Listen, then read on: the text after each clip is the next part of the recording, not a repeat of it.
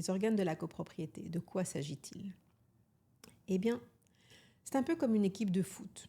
Chacun a son rôle bien défini, et si tout le monde joue bien sa partie, la copropriété fonctionne comme une machine bien huilée.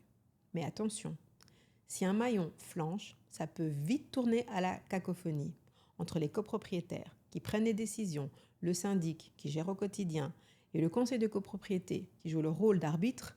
Il faut une bonne coordination pour que tout roule. Tout commence avec l'Assemblée générale des copropriétaires qui est le véritable patron de la copropriété.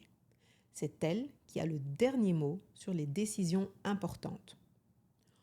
Composée de tous les copropriétaires, elle se réunit au moins une fois par an pour voter le budget, valider les travaux, nommer ou révoquer le syndic et trancher sur les grands sujets qui concernent l'immeuble.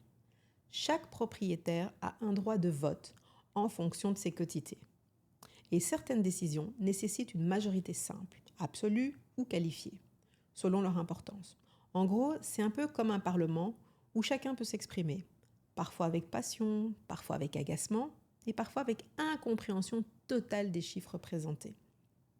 Ensuite, le syndic, c'est le capitaine de l'équipe, celui qui met en œuvre les décisions et s'occupe du quotidien.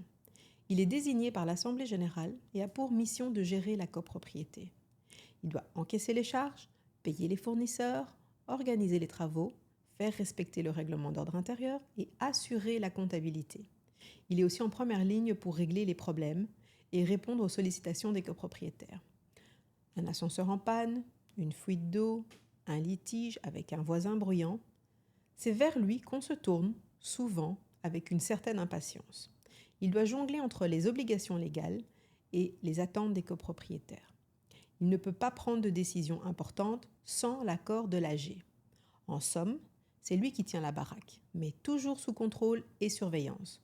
Pour éviter que le syndic ne fasse ce qu'il veut, le conseil de copropriété joue le rôle de garde-fou et de contrôleur, obligatoire dans les grandes copropriétés, plus de 20 lots. Il est composé de copropriétaires élus qui surveillent la gestion du syndic, ils vérifient les comptes, posent des questions, donnent des avis et peuvent proposer des actions à l'Assemblée générale. En gros, c'est un peu comme un comité de surveillance qui s'assure que le syndic ne fait pas n'importe quoi. Ils ne prennent pas de décision à la place de l'AG, mais leur rôle est important pour garder un œil sur la gestion financière et administrative de l'immeuble. Enfin, vous avez le commissaire aux comptes, qui est le premier rempart pour garantir la transparence des finances.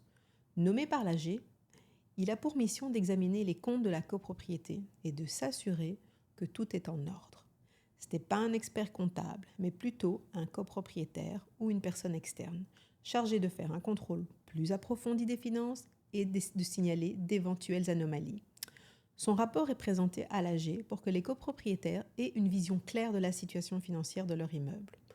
En résumé, les organes d'une copropriété en Belgique fonctionnent comme un véritable gouvernement local. L'Assemblée générale est l'autorité suprême qui décide.